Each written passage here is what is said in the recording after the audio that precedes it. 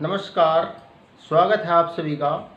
हमारा चैप्टर चल रहा है विलयन और आज इस चैप्टर में हम नॉर्मलता, मोलरता, मोललता, मोल प्रभाज से संबंधित जो बोर्ड एग्जाम में आने वाले न्यूमेरिकल्स होते हैं, कुछ न्यूमेरिकल्स निकालेंगे।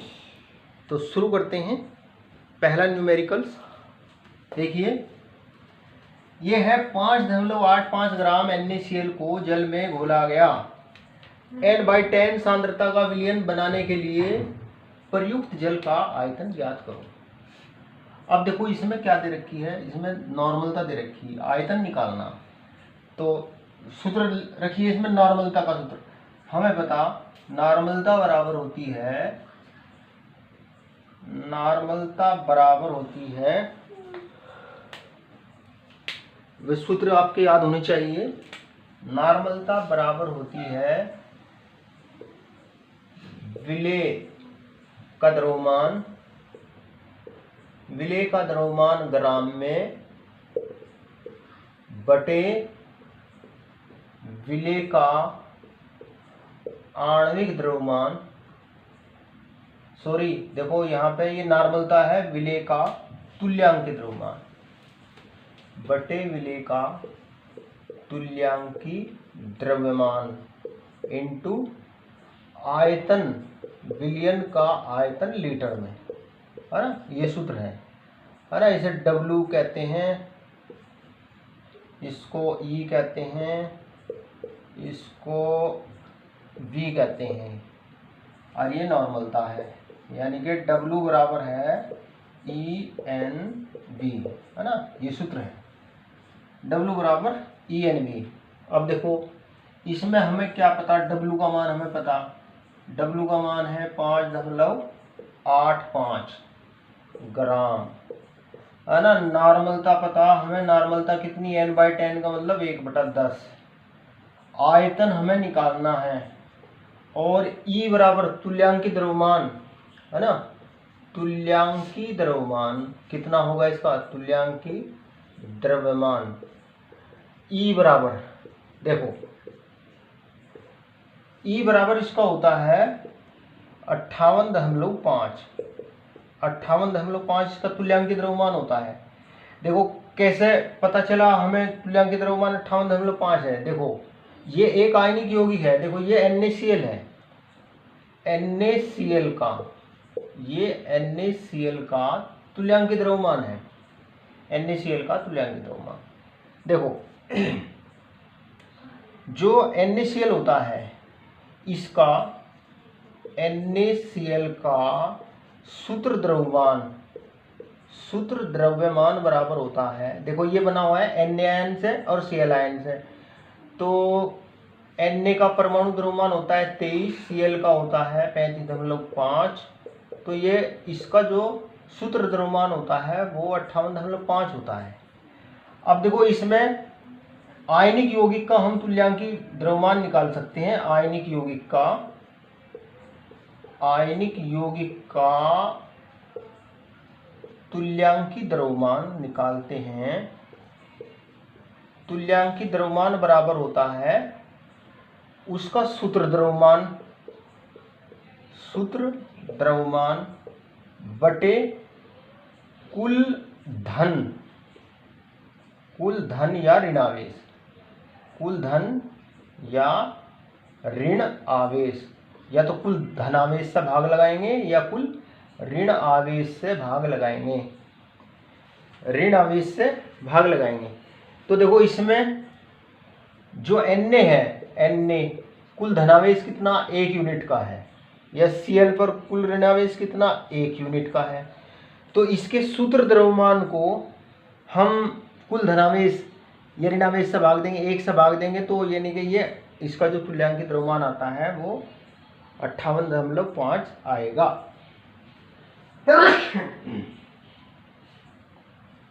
58.5 को 1 से भाग देंगे तो इतना ही आएगा, है ना। अब देखो इस सूत्र में, इसको उतार लीजिए। अब इस सूत्र में ये मान रख देते हैं E, है ना। W बराबर, W का मान ये रख देंगे ई का मान 58.5 रख देंगे, नॉर्मलता 1/10 रखेंगे, तो V का मान आ जाएगा 1 लीटर। जब आप कैलकुलेशन करेंगे, कैलकुलेशन करने पर V का मान आ जाएगा 1 लीटर। ये मान केवल सूत्र में रखने हैं, सूत्र में रखने पर मान आ जाएगा 1 लीटर।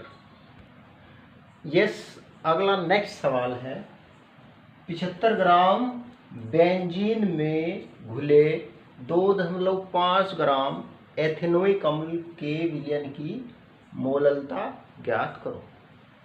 अब देखो ये क्या है, एथेनोइक अम्ल। एथेनोइक अम्ल का सूत्र क्या होता है, हल करेंगे इसे, एथेनोइक अम्ल। देखो एथेनोइक अम्ल होता है CH3COOH, है ना, CH3COOH। एसिटिक अम्ल होता है ये एथेनोइक अम्ल।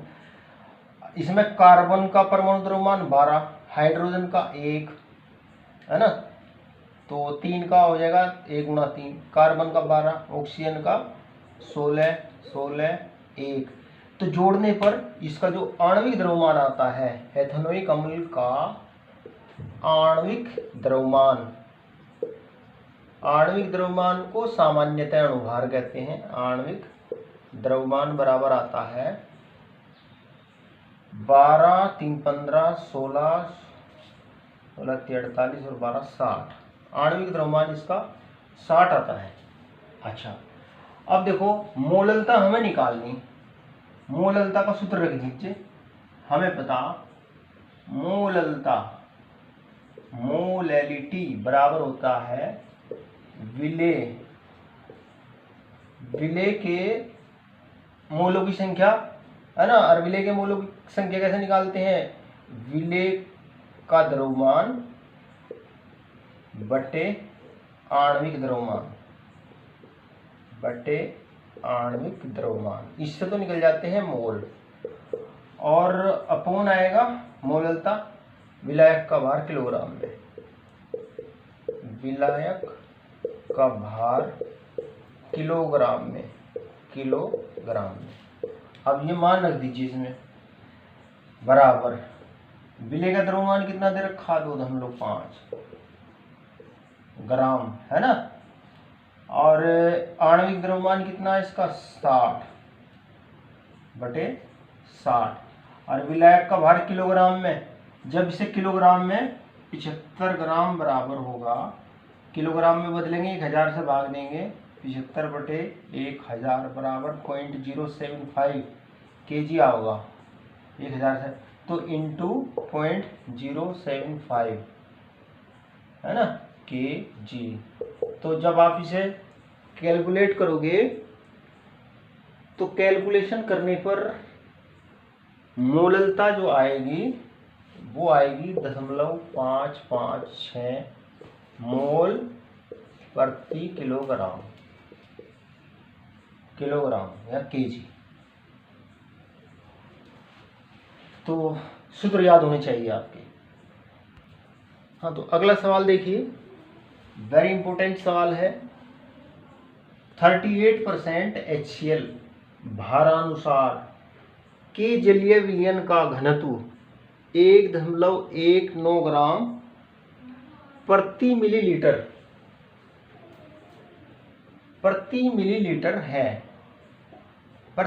है। विलयन की मोललता तथा मोलरता की गणना कीजिए। बोर्ड एग्जाम में आया हुआ सवाल है। देखो 38% भारानुसार, इसका मतलब यह है कि HCl का 100 ग्राम जलीय विलयन है, तो उसमें 38 ग्राम HCl है। 100 ग्राम HCl के जलीय विलयन में जो HCl की जो मात्रा है वो कितनी, 38 ग्राम है। और घनत्व कितना है इसका, 1.19 ग्राम प्रति मिलीलीटर, यानी कि 1 मिलीलीटर का जो भार है या द्रव्यमान कहिए इसको, 1 मिलीलीटर का द्रव्यमान इतना, तो 1 लीटर का द्रव्यमान कितना होगा, है ना। ये तो विलयन की हमें मोललता और मोलरता की गणना करनी है। तो आपको इसके लिए मोललता और मोलरता ये सूत्र आपको पता होना चाहिए। देखो कैसे निकालेंगे, घनत्व दे रखा है HCl के जलीय विलयन का घनत्व, HCl के जलीय विलयन, वेरी इंपॉर्टेंट सवाल है। जलीय विलयन का घनत्व बराबर है 1.19 ग्राम प्रति मिलीलीटर, यानी कि 1 मिलीलीटर का जो द्रव्यमान है वो इतना है। तो इसलिए अब 1 लीटर में 1000 मिलीलीटर होते हैं, 1 मिलीलीटर का द्रव्यमान इतना, तो 1 लीटर का यानी कि 1000 मिलीलीटर का द्रव्यमान कितना होगा। अतः HCl के 1 लीटर विलयन, 1 लीटर जलीय विलयन का द्रव्यमान है ना, या सामान्यतः इसे भार कहते हैं, द्रव्यमान बराबर होगा 1.19 गुणा 1000 बराबर 1190 ग्राम, यानी कि 1 लीटर जो HCl का जलीय विलयन है उसका द्रव्यमान कितना हो गया, इतना हो गया है ना, 1 लीटर का भार इतना हो गया।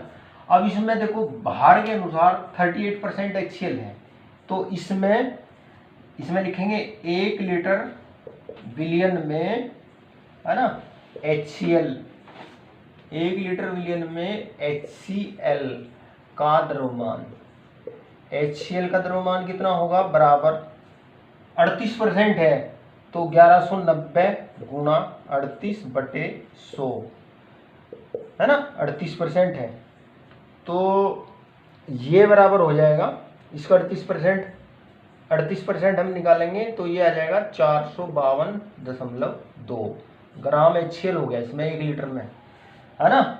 और HCl का हमें मोलर द्रव्यमान पता, तो अब हम मोलरता निकाल देंगे।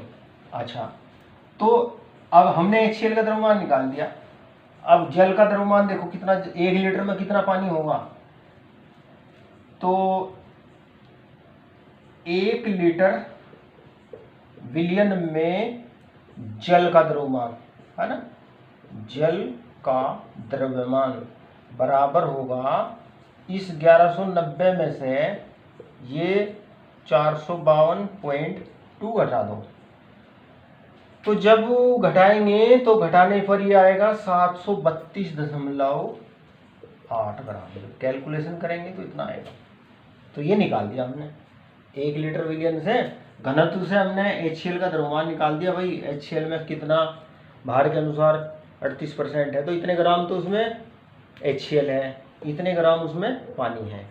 अब देखो, अब हम मोललता निकालो। चलो पहले हमें पता मोललता बराबर होती है विलेय के मोलों की संख्या बटे विलायक का भार किलोग्राम में। और मोलों की संख्या कैसे निकालते हैं, विलेय का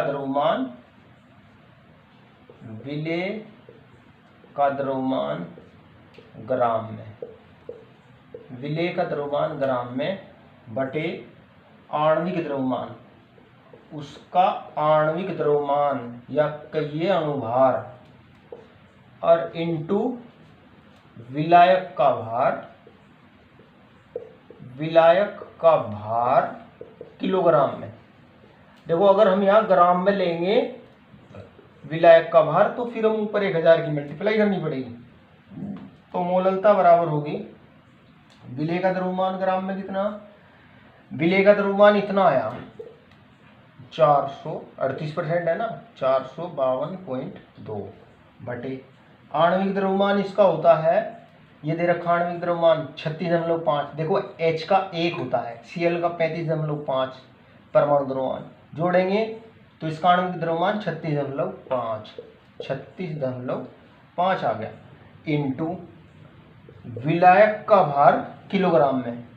विलायक क्या है, इसमें जल है, और जल का द्रव्यमान कितना आया, भार कितना 732.8 ग्राम, और ग्राम को किलोग्राम में बदलने के लिए इसे 1000 से भाग देते हैं। देखो 732.8 को 1000 से जब भाग देंगे ना भाई, 1 किलोग्राम में 1000 ग्राम हो, तो ग्राम को किलोग्राम में कन्वर्ट करने के लिए 1000 से भाग देंगे, तो ये हो जाएगा पॉइंट यहाँ जाएगा, है ना, 0.7328, है ना, इतने केजी। तो मोललता बराबर हो जाएगी, जब कैलकुलेशन करेंगे, कैलकुलेशन करने पर ये आएगा 12.39 m, ये आ जाएगी मोललता। सूत्र अगर आपकी याद है, सूत्र अगर आपकी याद है तो ये आप निकाल दोगे, निकालने में कोई दिक्कत नहीं है। आप देखो मोलरता कैसे निकालेंगे। मोलर देखो, ये विलेय का द्रव्यमान बटे आणविक द्रव्यमान, ये मोलों की संख्या, ये ऊपर आ जाती है मोलों की संख्या बटे विलायक का भार किलोग्राम में। अच्छा, अब आगे, ये तो हमने मोलरता निकाल दी, अब मोलरता कैसे निकालेंगे। देखो मोलरता बराबर होती है, हमें पता है मोलरता का सूत्र, मोलरता बराबर होती है विलेय के मोलों की संख्या, है ना भाई, विलेय के मोलों की संख्या, है ना, मोलों की संख्या बटे विलयन का आयतन लीटर में, विलयन का आयतन लीटर में। और मोलों की संख्या कैसे निकालते हैं, भार बटे अणुभार को या द्रव्यमान बटे आणविक द्रव्यमान को। मोलों की संख्या कैसे निकालेंगे, विलेय का द्रव्यमान ग्राम में, विलेय का द्रव्यमान ग्राम में, है ना, बटे आणविक द्रव्यमान, आणविक द्रव्यमान। और यह देखो, इसे कहते हैं भार, द्रव्यमान को भार, आणविक द्रव्यमान को अणुभार, भार बटे अणुभार। मोलों की संख्या कैसे निकालते हैं, भार बटे अणुभार इंटू आयतन लीटर में, इंटू आयतन लीटर में। तो जब आयतन लीटर में बराबर विलेय का द्रव्यमान बटे आणविक द्रव्यमान इंटू आयतन लीटर में, तो जब आप ये मान रखेंगे विलेय का द्रव्यमान कितना 452.2 बटे आणविक द्रव्यमान 36.5, और आयतन कितना था 1 लीटर, तो जो मोलरता आएगी 12.3, है ना, मोलरता आ गई 12.3। और इससे पहले हमने मोललता निकाली, मोललता देखो, मोललता में हमने कैलकुलेशन में आपको बताया वो 12.3, वो गलती से हमने ये बता दिया, ये मोलरता आई थी हमारी 12.39, ये थी मोलरता। मोललता जो कैलकुलेशन आप करेंगे, कैलकुलेशन करके देखना, मोललता आएगी हमारी 16.9, मोललता हमारी 16.9 आएगी, कैलकुलेशन करके देखना। वेरी इंपॉर्टेंट सवाल है, सूत्र याद होने चाहिए, आसानी से निकल जाता है, एग्जाम में आया हुआ है। अगला इंपॉर्टेंट सवाल लेते हैं, 20% भारानुसार एथिलीन ग्लाइकोल विलयन में एथिलीन ग्लाइकोल C2H6O2 सूत्र होता है का मोल प्रभाज ज्ञात करो। मोल प्रभाज बताना आपको, एथिलीन ग्लाइकोल का मोल प्रभाज, जल का भी निकाल सकते हैं आप, तो कैसे निकालेंगे। देखो इसमें ये दिया है कि भारानुसार 20% भारानुसार, मान लीजिए एथिलीन ग्लाइकोल का जो विलयन है उसकी मात्रा 100 ग्राम है, माना एथिलीन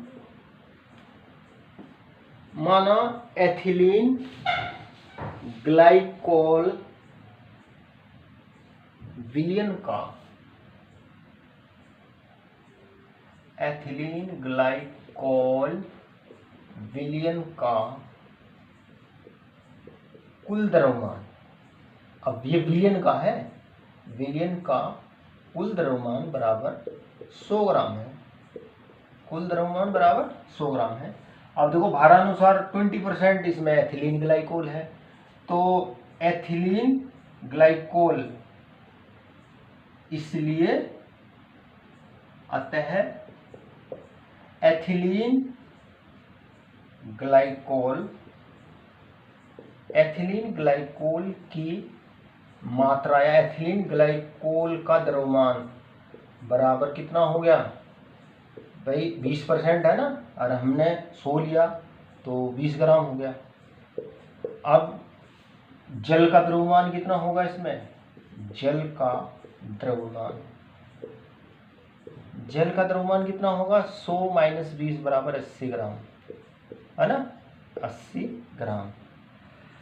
अब इनके देखो मोल प्रभाज आपको सूत्र पता होना चाहिए। किसी घटक का मोल प्रभाज बराबर उस घटक के मोलों की संख्या बटे सभी घटकों के मोलों की संख्या, ये सूत्र लगता है। तो मोलों की संख्या निकालनी पड़ेगी। तो एथिलीन ग्लाइकोल का जो आणविक द्रव्यमान होता है वो उससे एथिलीन ग्लाइकोल के मोलों की संख्या निकालिए। तो एथिलीन ग्लाइकोल के मोलों की संख्या का सूत्र ध्यान रखो, या तो लिखो भार बटे अणुभार, या लिखो द्रव्यमान बटे आणविक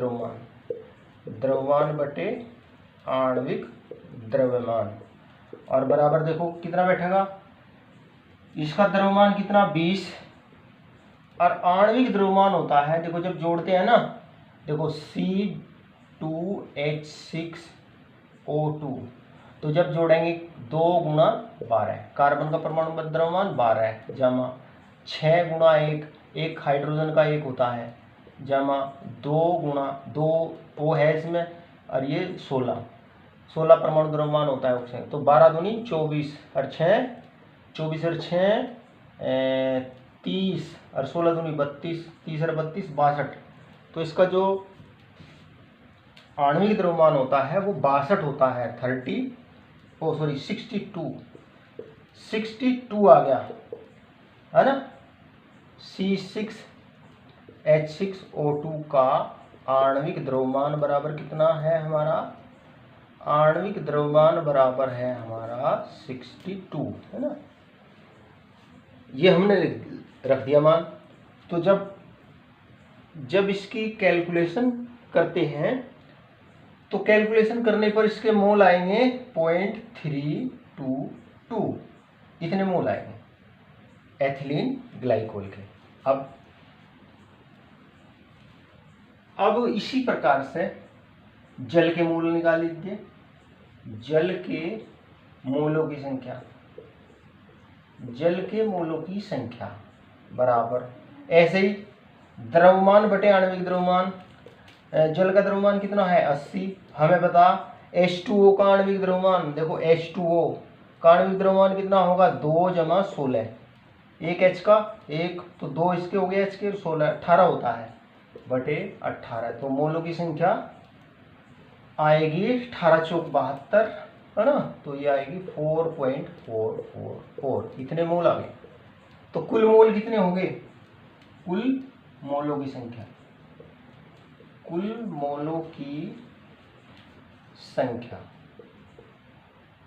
संख्या। अच्छा इसको यहीं पे ये मान लीजिए, मान लो एथिलीन ग्लाइकोल के मोलों की संख्या स्मॉल n है, स्मॉल n, और जल के मोलों की संख्या यहाँ मान लीजिए कैपिटल N है ना।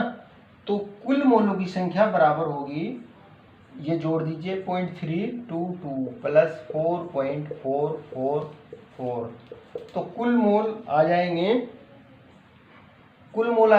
4. जब आप इन्हें जोड़ोगे तो 4.766, इतने मोल आ गए। कुल मोल कितने आ गए, इतने आ गए। अब देखो, अब हमें एथिलीन ग्लाइकोल का मोल प्रभाज निकालना। मोल प्रभाज का हमें पता किसे कहते हैं, मोल प्रभाज कहते हैं किसी घटक के मोलों की संख्या और बटे कुल मोलों की संख्या। जैसे एथिलीन ग्लाइकोल का मोल प्रभाज निकालना, तो इसके मोल कितने हैं और बटे कुल मोल कितने है ना। कुल मोल यानी कि n प्लस कैपिटल N, ये है ना कुल मोलों की संख्या n प्लस कैपिटल N। तो आप निकाल दीजिए है ना। तो एथिलीन ग्लाइकोल का मोल प्रभाज बराबर होगा एथिलीन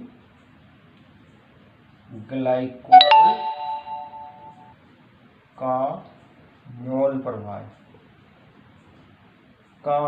प्रभाज बराबर होगा, है ना, एथिलीन ग्लाइकोल का मोल प्रभाज, इसके मोल कितने n, कुल मोल कितने n प्लस n, तो इसका मोल प्रभाज हो जाएगा, इसके मोल आए थे हमारे 0.322 बटे कुल मोल आए हमारे 4.766, तो इसका मोल प्रभाज हमारा आ जाएगा 0.068।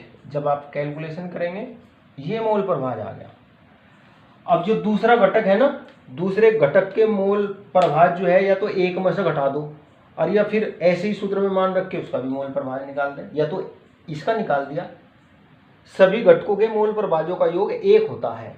अब इसमें दो घटक है, एक ये एक पानी, तो इसके हमने निकाल दिए, तो हमें पता है योग एक होता है, तो एक में से इसे घटा देंगे तो जल का मोल प्रभाज निकल जाएगा।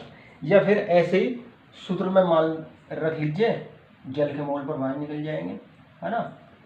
जल के मोल प्रभाज बराबर जल के मोलों की संख्या कितनी, कैपिटल N बटे small n plus capital N, तो बराबर ये हो जाएगा 4.444 बटे 4.766 बराबर ये आ जाएगा। जल के मोल प्रभाज जब आप कैलकुलेशन करेंगे 0.932 ये निकल गया। देखो मोल प्रभाज वेरी इंपॉर्टेंट। देखो ये नॉर्मलता, मोलरता, मोललता, मोल प्रभाज, द्रव्यमान प्रतिशतता, आयतन प्रतिशतता, बड़ा आसान से सवाल आता है। अगर आपके न्यूमेरिकल साहब जो सूत्र है आपको वो याद है तो सवाल आप आसानी से निकाल दे सकते हैं, इतना हार्ड न्यूमेरिकल नहीं आता। यस, अगला नेक्स्ट न्यूमेरिकल लेते हैं। हाँ तो विद्यार्थियों अगला नेक्स्ट सवाल है आपका, ये है 99 ग्राम सांद्र H2SO4 जिसका घनत्व 1.98 ग्राम प्रति घन सेंटीमीटर है, 900 मिली जल में मिलाया गया। 900 मिली जल में इसको मिलाया गया। विलियन में जल तथा H2SO4 की आयतन प्रतिशतता हमें ज्ञात करनी है। अब देखो ये 99 ग्राम सांद्र H2SO4 है। अब इसमें इसका घनत्व इतना है, भारीपन इतना, 1 ml में इतने ग्राम H2SO4, 1 ml का जो भार है वो इतने ग्राम है। अब हमें आयतन प्रतिशतता निकालनी, तो हमें इस मात्रा को आयतन में बदलना पड़ेगा। ये जो 99 ग्राम है इस मात्रा को आयतन में बदलना पड़ेगा। देखो आयतन प्रतिशतता जैसे हमें H2SO4 ही निकालनी, H2SO4 की आयतन प्रतिशतता,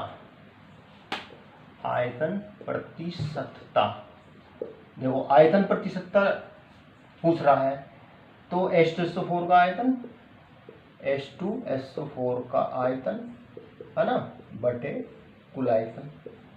आयतन ही लिखना है सूत्र में, आयतन इंटू 100, इस सूत्र के द्वारा मान निकलता है आयतन प्रतिशतता का।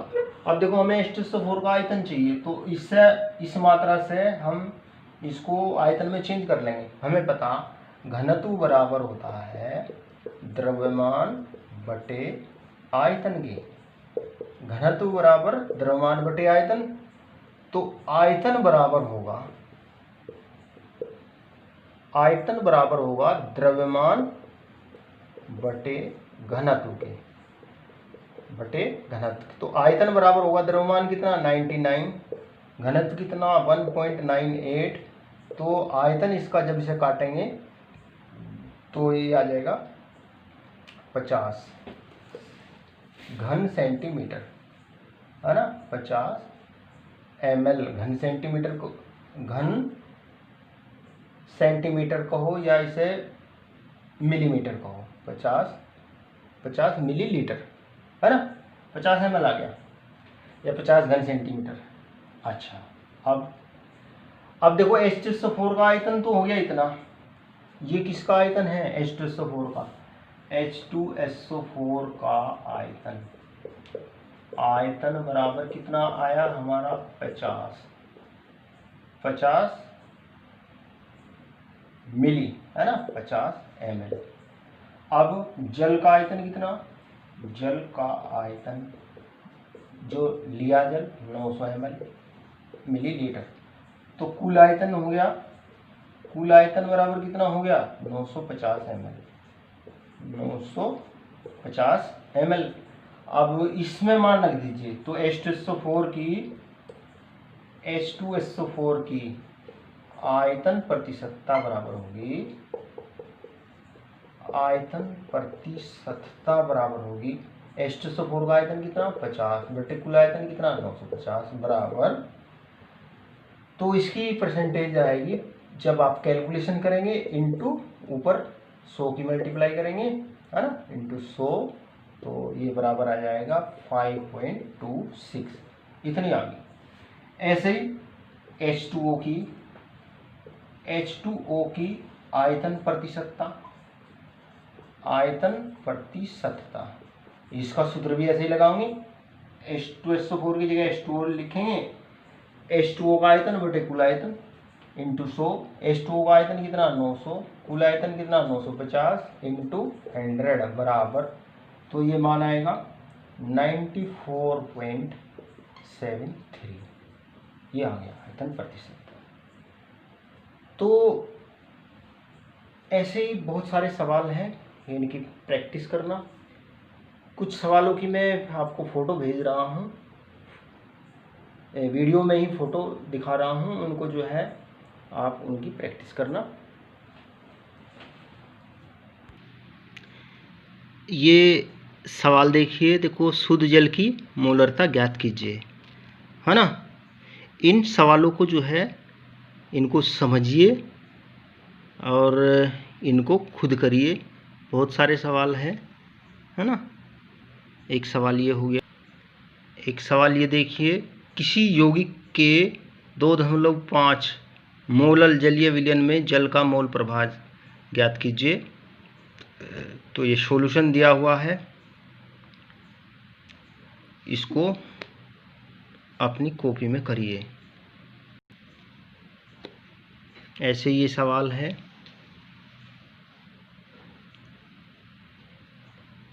इसको वीडियो को पॉज करके सवाल अपनी कॉपी में उतारिए।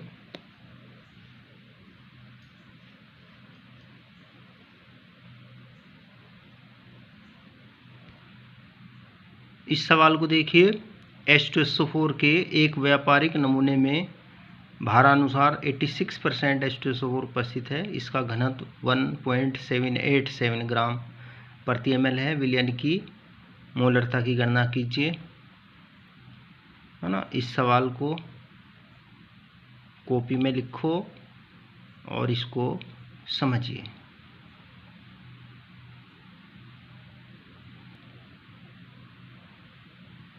देखो, ये भी एक इम्पोर्टेंट सवाल है, 6.9 m KOH विलयन में भारानुसार 30% KOH विलयन उपस्थित है, विलयन का घनत्व ज्ञात कीजिए। तो ये घनत्व निकाला हुआ है। तो प्यारे विद्यार्थियों, ज़्यादा से ज़्यादा न्यूमेरिकल्स खुद करने की कोशिश कीजिए, और कोई समस्या हो तो आप हमसे पूछ सकते हैं। तो आज की वीडियो में इतना ही, बाकी नेक्स्ट टॉपिक के लिए अगली वीडियो में मिलते हैं। नमस्कार।